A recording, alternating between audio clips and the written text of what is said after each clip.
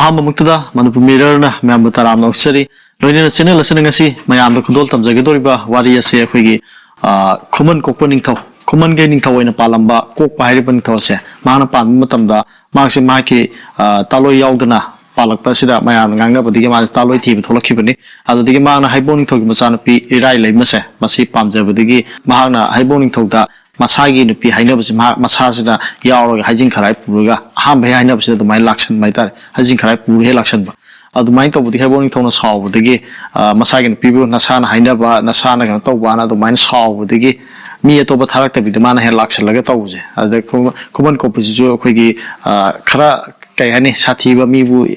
कनो तौदबा उसी थवैदबा मी ओइन तौबा अदुना मागना नुपिजेक्ता याबु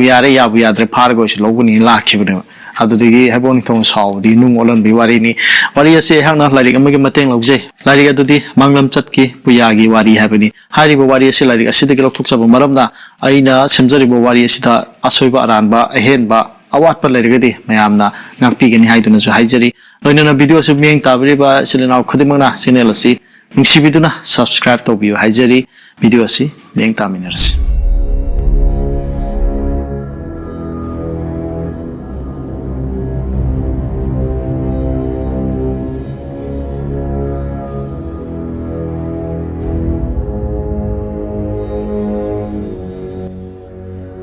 मणिपुर की पुवारी हिस्टोरिक कया खोंगत्तुना मियामदा ताहन्नबगिदमक्ता यूट्यूब चैनल मणिपुर मिररना वीडियो मथंग मनाउ नाइन सुम संजरपसिदा मियंग ताबिरिबा ख्वाइ प्रमुखपु थागतपु फोंदोकचरी लोइनना ngasiगी वीडियो खुमन कोपना नुंग ओनबा हारिबु वारी असि अमुक तामिनसि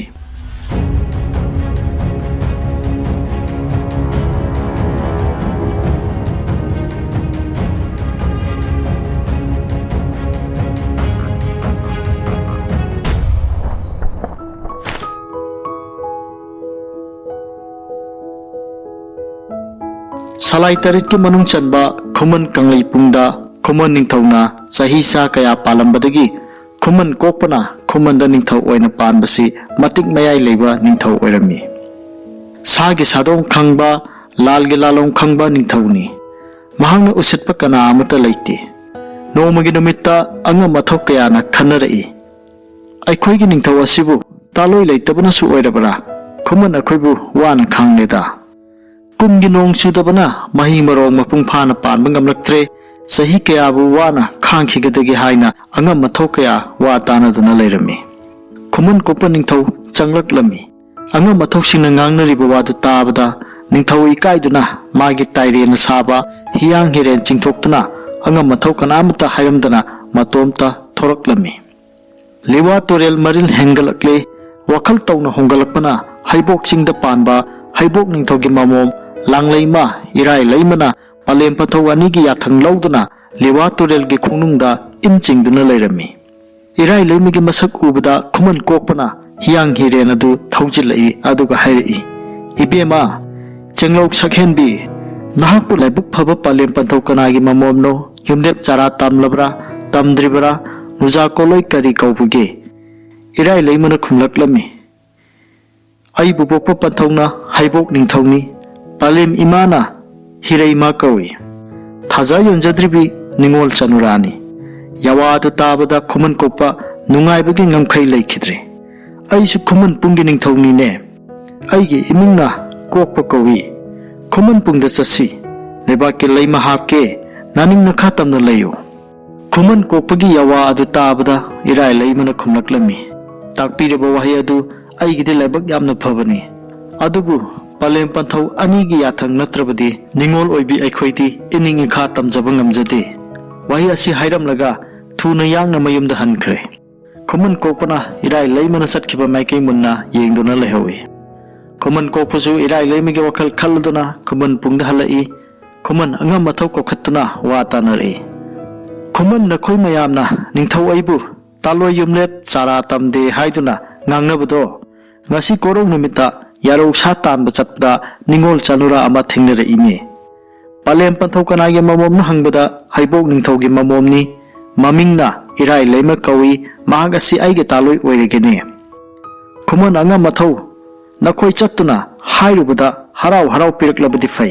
ꯀꯔꯤꯒꯨꯝꯕ ꯄꯤꯔꯛꯇꯕ ꯊꯣꯛꯂꯕꯗꯤ ꯏꯀꯥꯏ ꯑꯗꯨꯅ ꯍꯩꯖꯤꯡ ꯈꯔꯥꯏ ꯄꯨꯗꯨꯅ ꯍꯦꯛꯇ ꯆꯠꯁꯤ ꯀꯔꯤꯒꯨꯝꯕ ꯄꯤꯔꯛꯂꯦ ꯍꯔꯥꯎ ꯍꯔꯥꯎ ꯄꯨꯔꯛꯁꯤ ꯄꯤꯔꯛꯇꯕ ꯊꯣꯛꯂꯦ ꯐꯥꯗꯨꯅ ꯄꯨꯔꯛꯁꯤ ꯑꯁꯨꯝꯅ ꯈꯨꯃꯟ ꯑꯉꯝ ꯑꯊꯧꯁꯤꯡꯒ ꯋꯥ ꯇꯥꯅꯗꯨꯅ ꯂꯣꯏꯈ꯭ꯔꯦ ꯈꯨꯃꯟ ꯃꯌꯥꯝꯅ ꯍꯩꯖꯤꯡ ꯈꯔꯥꯏ ꯊꯛꯇ ꯍꯩ ꯂꯩ ꯃꯅꯥ ꯃꯁꯤꯡ ꯁꯨꯅ ꯍꯥꯞꯂꯒ ꯍꯤ ꯇꯣꯡꯗꯨꯅ ꯍꯩꯖꯤꯡ ꯄꯣꯠ ꯄꯨꯗꯨꯅ ꯀꯥꯔꯛꯂꯦ ꯑꯁꯨꯝꯅ ꯍꯤ ꯇꯣꯡꯗꯨꯅ ꯂꯥꯛꯄꯗ ꯂꯤꯋꯥ ꯇꯨꯔꯦꯜꯒꯤ ꯃꯄꯥꯟꯗ ꯍꯤ ꯊꯨꯡꯂꯔꯦ ꯃꯈꯣꯡꯅ ꯍꯩꯕꯣꯛ ꯅꯤꯡꯊꯧꯒꯤ ꯂꯩꯐꯝ ꯇꯥꯅ ꯂꯥꯛꯏ ꯈꯨꯃꯟ ꯃꯌꯥꯝꯅ ꯍꯩꯖꯤꯡ ꯈꯔꯥꯏ ꯄꯨꯗꯨꯅ ꯆꯪꯂꯛꯄ ꯎꯕꯗ ꯍꯩꯕꯣꯛ ꯅꯤꯡꯊꯧ ꯑꯉꯛꯄꯅ ꯈꯝ ꯊꯦꯡꯈ꯭ꯔꯦ ꯈꯨꯃꯟ ꯀꯣꯛꯄ ꯌꯥꯎꯔꯛꯄ ꯎꯕꯗ ꯍꯩꯕꯣꯛ ꯅꯤꯡꯊꯧ ꯊꯣꯔꯛꯇꯨꯅ ꯇꯔꯥꯝ ꯇꯔꯥꯝ ꯑꯣꯛꯈꯤ ꯍꯩꯕꯣꯛ ꯅꯤꯡꯊꯧꯅ ꯀꯅꯥꯒꯤꯗꯃꯛꯇ ꯍꯩꯖꯤꯡ ꯈꯔꯥꯏ ꯄꯨꯔꯛꯄꯅꯣ ꯍꯪꯂꯛꯂꯕꯗ ꯅꯃꯣꯝ ꯏꯕꯦꯝꯃꯒꯤꯗꯃꯛꯇꯅꯤ ꯍꯥꯏꯅ ꯈꯨꯝꯂꯛꯏ ꯃꯥꯒꯤ ꯂꯧꯒꯗꯕ ꯅꯨꯄꯥꯗꯤ ꯀꯅꯥꯅꯣ ꯍꯪꯂꯛꯂꯕꯗ ꯈꯨꯃꯟ ꯀꯣꯛꯄ ꯈꯨꯝꯕ ꯉꯝꯗ꯭ꯔꯗꯨꯅ ꯃꯔꯨ ꯂꯨꯛꯊꯗꯨꯅ ꯂꯩꯈ꯭ꯔꯦ ꯍꯩꯕꯣꯛ ꯅꯤꯡꯊꯧꯅ ꯇꯠꯇꯅ ꯍꯪꯖꯤꯜꯂꯛꯄꯗ ꯈꯨꯃꯟ ꯀꯣꯛꯄꯅ ꯑꯩꯒꯤꯅꯤ ꯍꯥꯏꯅ ꯊꯧꯅꯥ ꯐꯅ ꯈꯨꯝꯂꯛꯏ ꯈꯨꯃꯟ ꯀꯣꯛꯄꯒꯤ ꯄꯥꯎꯈꯨꯝ ꯇꯥꯕꯗ ꯍꯩꯕꯣꯛ ꯅꯤꯡꯊꯧ ꯁꯥꯎꯕꯅ ꯂꯨꯇꯣꯟ ꯀꯥꯈ꯭ꯔꯦ ꯑꯍꯜ ꯑꯣꯏꯔꯦ ꯈꯟꯗꯨꯅ ꯑꯩꯕꯨ ꯎꯁꯤꯠ ꯊꯑꯣꯏꯗꯗꯨꯅ ꯇꯧꯔꯤꯕꯅꯤ ꯍꯥꯏꯕꯒꯤ ꯋꯥꯈꯜꯗ ꯄꯨꯔꯝꯃꯤ ꯍꯩꯕꯣꯛ ꯅꯤꯡꯊꯧꯅ ꯍꯥꯏꯔꯛꯏ ꯈꯨꯃꯟ ꯀꯣꯛꯄ ꯅꯍꯥꯛꯀꯤꯗꯃꯛꯇꯅꯤ ꯍꯥꯏꯅ ꯅꯆꯥ ꯅꯅꯥꯏ ꯑꯃꯇꯪ ꯑꯣꯏꯔꯕꯁꯨ ꯊꯥꯔꯛꯂꯝꯂꯕꯗꯤ ꯑꯩꯒꯤ ꯏꯆꯥꯅꯨꯄꯤ ꯑꯁꯤ ꯅꯉꯣꯟꯗ ꯊꯥꯖꯔꯝꯒꯗꯕꯅꯤ ꯑꯩꯒꯤ ꯏꯋꯥ ꯇꯥꯗꯅ ꯍꯩꯖꯤꯡ ꯄꯣꯠ ꯍꯦꯛꯇ ꯄꯨꯗꯨꯅ ꯂꯥꯛꯄ ꯑꯁꯤ ꯂꯥꯜ ꯁꯤꯡꯅꯕ ꯃꯥꯜꯂꯦ ꯅꯍꯥꯛꯅ ꯏꯆꯥꯅꯨꯄꯤ ꯑꯁꯤ ꯄꯥꯝꯂꯕꯗꯤ ꯅꯣꯡꯃ ꯅꯪꯒꯤ ꯃꯍꯨꯠ ꯁꯤꯟꯕ ꯃꯤ ꯑꯃ ꯊꯥꯔꯛꯑꯣ ꯑꯩꯁꯨ ꯏꯆꯥꯅꯨꯄꯤꯒꯤ ꯃꯋꯥ ꯍꯪꯂꯝꯈꯤꯒꯦ ꯀꯔꯤꯒꯨꯝꯕ ꯃꯁꯥꯅ ꯌꯥꯅꯤꯡꯂꯝꯃꯕꯗꯤ ꯅꯉꯣꯟꯗ ꯊꯥꯖꯒꯦ ꯉꯁꯤꯗꯤ ꯅꯪꯅ ꯄꯨꯔꯛꯄ ꯍꯩꯖꯤꯡ ꯈꯔꯥꯏ ꯄꯨꯝꯅꯃꯛ ꯑꯁꯤ ꯄꯨꯗꯨꯅ ꯅꯌꯨꯝ ꯈꯨꯃꯟꯗ ꯍꯜꯂꯣ ꯍꯩꯕꯣꯛ ꯅꯤꯡꯊꯧꯒꯤ ꯋꯥꯗꯨ ꯇꯥꯕꯗ ꯈꯨꯃꯟ ꯀꯣꯛꯄ ꯃꯄꯨꯅꯤꯡꯗ ꯀꯔꯤꯃꯠꯇ ꯅꯥꯆꯨꯡꯈꯤꯗꯦ ꯃꯍꯥꯛꯅ ꯈꯨꯝꯂꯛꯏ ꯅꯆꯥꯅꯨꯄꯤꯒꯤꯗꯃꯛꯇ ꯍꯩꯖꯤꯡ ꯄꯣꯠ ꯄꯨꯐꯝ ꯊꯣꯛꯏ ꯍꯥꯏꯗꯨꯅ ꯑꯩꯒꯤꯗꯤ ꯄꯨꯔꯛꯂꯕꯅꯤ ꯄꯨꯔꯛꯂꯕ ꯍꯩꯖꯤꯡ ꯈꯔꯥꯏ ꯃꯌꯥꯝ ꯑꯁꯤ ꯂꯧꯁꯤꯟꯒꯦ ꯂꯧꯁꯤꯜꯂꯣꯏ ꯅꯍꯥꯛꯀꯤ ꯅꯅꯤꯡꯅꯤ ꯉꯁꯤ ꯑꯩꯅ ꯈꯨꯃꯟꯗ ꯑꯃꯨꯛ ꯍꯟꯅ ꯄꯨꯔꯨꯗꯨꯅ ꯀꯥꯟꯅꯕ ꯂꯩꯇꯦ ꯅꯍꯥꯛꯅ ꯑꯩꯕꯨ ꯍꯜꯂꯣ ꯍꯥꯏꯔꯕꯗꯤ ꯅꯆꯥꯅꯨꯄꯤ ꯄꯨꯊꯣꯛꯇꯨꯅ ꯑꯩꯒꯤ ꯈꯨꯠꯇ ꯁꯤꯟꯅꯔꯣ ꯃꯥꯒ ꯂꯣꯏꯅꯅ ꯈꯨꯃꯟ ꯌꯨꯝꯗ ꯍꯟꯈꯤꯒꯦ ꯅꯆꯥꯅꯨꯄꯤ ꯄꯨꯗ꯭ꯔꯕꯗꯤ ꯑꯩ ꯉꯁꯤ ꯍꯟꯕ ꯌꯥꯗꯦ ꯈꯨꯃꯟ ꯀꯣꯛꯄꯒꯤ ꯎꯁꯤꯠ ꯊꯑꯣꯏꯗꯕ ꯋꯥꯉꯥꯡ ꯇꯥꯕꯗ ꯍꯩꯕꯣꯛ ꯅꯤꯡꯊꯧ ꯁꯥꯎꯕꯅ ꯃꯁꯥ ꯊꯛ ꯊꯛ ꯅꯤꯛꯂꯛꯂꯦ ꯏꯀꯥꯏꯕ ꯈꯪꯗꯕ ꯅꯉꯣꯟꯗ ꯀꯔꯤꯒꯤ ꯏꯆꯥꯅꯨꯄꯤ ꯄꯤꯔꯨꯒꯅꯤ ꯑꯩꯅ ꯂꯥꯜꯂꯛꯇꯕꯃꯛꯇ ꯑꯣꯏꯔꯕꯗꯤ ꯅꯪꯅ ꯄꯨꯔꯛꯄ ꯍꯩꯖꯤꯡ ꯈꯔꯥꯏ ꯄꯨꯝꯅꯃꯛ ꯅꯨꯡ ꯑꯣꯜꯂꯣ ꯍꯥꯏꯗꯨꯅ ꯍꯥꯏꯔꯝꯃꯤ ꯍꯩꯕꯣꯛ ꯅꯤꯡꯊꯧꯒꯤ ꯃꯤꯆꯩ ꯇꯥꯕꯗ ꯃꯈꯣꯏꯅ ꯄꯨꯔꯛꯄ ꯐꯤꯉꯥꯔꯨꯛ ꯈꯔꯥꯏ ꯂꯨꯛꯃꯥꯏ ꯄꯨꯝꯅꯃꯛ ꯅꯨꯡ ꯑꯣꯟꯗꯨꯅ ꯇꯥꯔꯦ ꯃꯗꯨ ꯎꯕꯗ ꯈꯨꯃꯟ ꯃꯌꯥꯝꯅ ꯀꯥꯏꯗꯨꯅ ꯆꯦꯟꯅꯈ꯭ꯔꯦ ꯈꯨꯃꯟ ꯀꯣꯛꯄ ꯏꯀꯥꯏꯕꯅ ꯋꯥ ꯃꯆꯦꯠ ꯑꯃꯠꯇ ꯉꯥꯡꯂꯝꯗꯅ ꯃꯔꯨ ꯂꯨꯛꯇꯨꯅ ꯃꯌꯨꯝ ꯍꯟꯈꯤ ꯃꯊꯋꯥꯏ ꯅꯨꯡꯉꯥꯏꯇꯅ ꯃꯍꯥꯛ ꯆꯥꯕ ꯊꯛꯄ ꯆꯪꯈꯤꯗ꯭ꯔꯦ ꯀꯔꯝ ꯇꯧꯔꯒ ꯏꯔꯥꯏ ꯂꯩꯃꯕꯨ ꯂꯣꯟꯅ ꯐꯥꯁꯤꯒꯦ ꯍꯥꯏꯅ ꯋꯥꯈꯜ ꯇꯧꯕ ꯍꯧꯔꯛꯂꯦ ꯑꯁꯨꯝ ꯇꯧꯅ ꯅꯨꯃꯤꯠ ꯀꯌꯥꯅꯤ ꯍꯧꯈ꯭ꯔꯦ ꯅꯣꯡꯃ ꯈꯨꯃꯟ ꯀꯣꯛꯄꯅ ꯇꯦꯔꯥ ꯄꯥꯝꯕꯤꯒꯤ ꯃꯔꯨ ꯐꯨꯛꯇꯨꯅ ꯆꯥꯔꯝꯃꯤ ꯃꯔꯨ ꯆꯥꯔꯨꯕꯗꯒꯤ ꯃꯍꯥꯛ ꯃꯀꯣꯛ ꯉꯥꯎꯈ꯭ꯔꯦ ꯑꯐ ꯐꯠꯇ ꯋꯥꯈꯜ ꯈꯟꯈꯤꯗ꯭ꯔꯦ ꯌꯨ ꯊꯛꯄꯒꯨꯝꯅ ꯑꯀꯤ ꯑꯈꯪ ꯂꯩꯈꯤꯗ꯭ꯔꯦ ꯐꯩ ꯐꯠꯇꯦ ꯍꯥꯏꯕ ꯈꯟꯕ ꯉꯝꯂꯛꯇ꯭ꯔꯦ ꯏꯔꯥꯏ ꯂꯩꯃꯕꯨ ꯐꯥꯔꯒꯦ ꯍꯥꯏꯅ ꯃꯄꯨꯡꯅꯤꯡꯗ ꯆꯞ ꯌꯨꯡꯅ ꯈꯜꯂꯛꯂꯦ ꯃꯅꯥꯏ ꯃꯁꯤꯟ ꯀꯅꯥꯁꯨ ꯌꯥꯎꯗꯅ ꯃꯥꯒꯤ ꯍꯤꯗꯨ ꯇꯣꯡꯗꯨꯅ ꯍꯩꯕꯣꯛ ꯅꯤꯡꯊꯧꯒꯤ ꯃꯁꯥꯏꯀꯣꯟ ꯇꯝꯅ ꯂꯥꯛꯂꯝꯃꯤ ꯅꯨꯃꯤꯠ ꯑꯗꯨ ꯏꯔꯥꯏ ꯂꯩꯃꯁꯨ ꯍꯩꯕꯣꯛ ꯆꯤꯡꯒꯤ ꯃꯈꯥ ꯊꯪꯕ ꯆꯤꯡꯗꯨꯝ ꯃꯆꯥ ꯑꯗꯨꯗ ꯃꯇꯣꯝꯇ ꯂꯩ ꯍꯦꯛꯇꯨꯅ ꯂꯩꯔꯝꯃꯤ ꯏꯔꯥꯏ ꯂꯩꯃꯅ ꯂꯩ ꯍꯦꯛꯂꯤꯕ ꯃꯐꯝ ꯑꯗꯨ ꯇꯥꯅ ꯈꯨꯃꯟ ꯀꯣꯛꯄꯅ ꯍꯤ ꯍꯣꯟꯖꯤꯜꯂꯛꯂꯝꯃꯤ ꯈꯨꯃꯟ ꯀꯣꯛꯄ ꯎꯕꯗ ꯏꯔꯥꯏ ꯂꯩꯃꯅ ꯀꯗꯣꯝꯗ ꯆꯦꯟꯁꯤꯟꯁꯤꯒꯦ ꯍꯥꯏꯅ ꯉꯥꯏꯍꯥꯛ ꯋꯥꯈꯜ ꯇꯧꯏ ꯃꯌꯨꯝꯂꯣꯝꯗ ꯆꯦꯜꯂꯕꯗꯤ ꯃꯥꯅ ꯍꯜꯂꯛꯄ ꯌꯥꯏ ꯈꯜꯂꯨꯗꯨꯅ ꯄꯈ꯭ꯔꯥ ꯆꯤꯡꯖꯤꯡꯂꯣꯝꯗ ꯆꯦꯟꯁꯤꯟꯈ꯭ꯔꯦ ꯇꯨꯔꯦꯜ ꯃꯔꯤꯜ ꯇꯝꯅ ꯍꯤ ꯍꯣꯟꯗꯨꯅ ꯇꯥꯟꯅꯔꯕꯗꯤ ꯇꯥꯟꯅꯕ ꯐꯪꯂꯔꯣꯏ ꯈꯜꯂꯨꯗꯨꯅ ꯈꯨꯃꯟ ꯀꯣꯛꯄꯅ ꯃꯥꯒꯤ ꯍꯤ ꯑꯗꯨ ꯂꯩꯔꯥꯏꯗ ꯆꯤꯡꯈꯠꯂꯦ ꯃꯀꯣꯛ ꯉꯥꯎꯕꯅ ꯃꯃꯤꯠꯇ ꯃꯁꯦꯜ ꯃꯔꯥꯡ ꯎꯔꯛꯂꯝꯃꯤ ꯆꯤꯡꯌꯥꯗ ꯍꯧꯔꯤꯕ ꯎꯄꯥꯜ ꯉꯧꯅ ꯁꯥꯠꯂꯤꯕ ꯇꯨꯝꯅꯧ ꯑꯗꯨꯕꯨ ꯏꯁꯤꯡ ꯑꯣꯏꯔꯕꯣꯏ ꯅꯤꯡꯂꯨꯔꯦ ꯃꯗꯨ ꯌꯧꯅꯕ ꯍꯤ ꯍꯣꯟꯗꯨꯅ ꯄꯨꯒꯦ ꯈꯜꯂꯛꯂꯦ ꯃꯍꯥꯛꯅ ꯍꯤꯗꯒꯤ ꯀꯨꯝꯊꯔꯒ ꯇꯨꯝꯅꯧ ꯃꯔꯛꯇ ꯍꯤ ꯏꯟꯕꯗ ꯃꯈꯣꯡꯗ ꯇꯨꯝꯅꯧ ꯃꯇꯣꯟ ꯑꯇꯨꯝꯕꯅ ꯌꯨꯔꯦ ꯌꯨꯔꯤꯕ ꯑꯗꯨꯁꯨ ꯉꯥꯁꯦꯞ ꯃꯆꯤꯟꯅ ꯌꯨꯕꯅꯤ ꯍꯥꯏꯗꯨꯅ ꯈꯜꯂꯝꯃꯤ ꯃꯍꯥꯛꯅ ꯂꯨꯞꯊꯗꯨꯅ ꯉꯥꯁꯦꯞ ꯐꯥꯕ ꯂꯥꯛꯅꯔꯤꯉꯩꯗ ꯑꯃꯨꯛ ꯏꯔꯥꯏ ꯂꯩꯃꯗꯤ ꯂꯥꯏ ꯄꯈ꯭ꯔꯥ ꯆꯤꯡꯖꯤꯟ ꯌꯧꯈ꯭ꯔꯦ ꯈꯨꯃꯟ ꯀꯣꯛꯄꯅ ꯃꯆꯥꯅꯨꯄꯤꯕꯨ ꯇꯥꯟꯅꯔꯤꯕ ꯑꯗꯨ ꯍꯩꯕꯣꯛ ꯅꯤꯡꯊꯧꯅ ꯑꯔꯥꯞꯄꯗꯒꯤ ꯎꯔꯝꯃꯤ ꯍꯩꯕꯣꯛ ꯅꯤꯡꯊꯧꯅ ꯁꯥꯎꯈꯤꯕꯅ ꯈꯨꯃꯟ ꯀꯣꯛꯄꯒꯤ ꯃꯅꯥꯛ ꯇꯥꯅ ꯆꯦꯜꯂꯛꯂꯝꯃꯤ ꯈꯨꯃꯟ ꯀꯣꯛꯄꯅ ꯆꯠꯐꯝ ꯈꯪꯗꯅ ꯂꯩꯔꯤꯉꯩꯗ ꯍꯩꯕꯣꯛ ꯅꯤꯡꯊꯧꯅ ꯃꯃꯥꯡꯗ ꯂꯦꯞꯂꯔꯦ ꯍꯩꯕꯣꯛ ꯅꯤꯡꯊꯧꯅ ꯆꯩꯔꯛꯏ ꯍꯥꯏ ꯈꯨꯃꯟ ꯀꯣꯛꯄ ꯃꯁꯥꯅ ꯌꯥꯗꯕ ꯅꯨꯄꯤꯕꯨ ꯅꯝꯗꯅ ꯐꯥꯒꯅꯤ ꯍꯥꯏꯗꯨꯅ ꯍꯤ ꯇꯣꯡꯗꯨꯅ ꯇꯥꯟꯅꯔꯤꯕ ꯅꯪꯒꯤ ꯍꯤ ꯑꯗꯣ ꯅꯨꯡ ꯑꯣꯜꯂꯣ ꯅꯈꯨꯠꯇ ꯄꯥꯏꯔꯤꯕ ꯆꯩꯉꯥꯛ ꯑꯗꯨꯅ ꯎ ꯋꯥ ꯑꯣꯏꯅ ꯍꯧꯔꯣ ꯍꯩꯕꯣꯛ ꯅꯤꯡꯊꯧꯒꯤ ꯃꯤꯆꯩ ꯐꯪꯕꯗ ꯃꯥꯅ ꯇꯣꯡꯂꯤꯕ ꯍꯤ ꯑꯗꯨ ꯅꯨꯡ ꯑꯣꯜꯂꯦ ꯅꯧ ꯆꯩꯉꯥꯛ ꯑꯗꯨꯁꯨ ꯎ ꯋꯥ ꯑꯣꯏꯅ ꯍꯧꯈ꯭ꯔꯦ Madu ubada Khoman Kokpa saubana free kamlaklami. Haibong Ningthaubu makutna phangna hatke haina akiba leitana hochilaklami. Maduda Haibong Ningthauna nahaksu nung olo haiduna cheraklabada Khoman Kokpa nung onkhirami.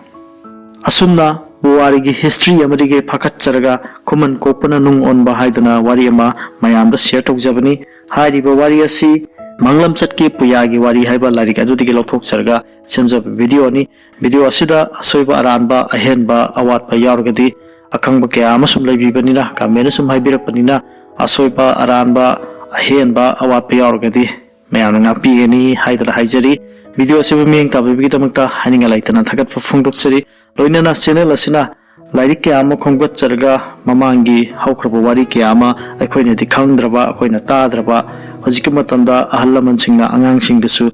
mamangda haukraba aduguma wari kaya amasu takpidre tambidre wari libidre maram asina channel asina miyangidamukta khallaga video kaya ama mathang manaw naina sum thagatcharakpani. Channel asibu nuksibiduna subscribe tawbiribasingbu mitaigi aikoigi manipurgi haukraba wari kaya ama aduga Mitaigi Nat, Mitaigi culture bu nungsibudagi subscribe tawbirakpani haina khanjai. Loinana matung tarakpadasu video kaya ama thaganabagidamukta koiti thijari thorang kaya ama tawjari. Maram asina channel asi nungsibiduna subscribe tawbiyu. Subscribe tawraba matungda bell button icon asimasu click tawbu kawbiganu. Maramdi matungda anoba video hek thagalpa matamda adomna yengningba adomna taningba wari oiramagadi phanghogdaba yai haiduna mayamda haijabani. Bell button icon asi sungchoi soidana nambiyu haijari. Kangleipa imana yaifari.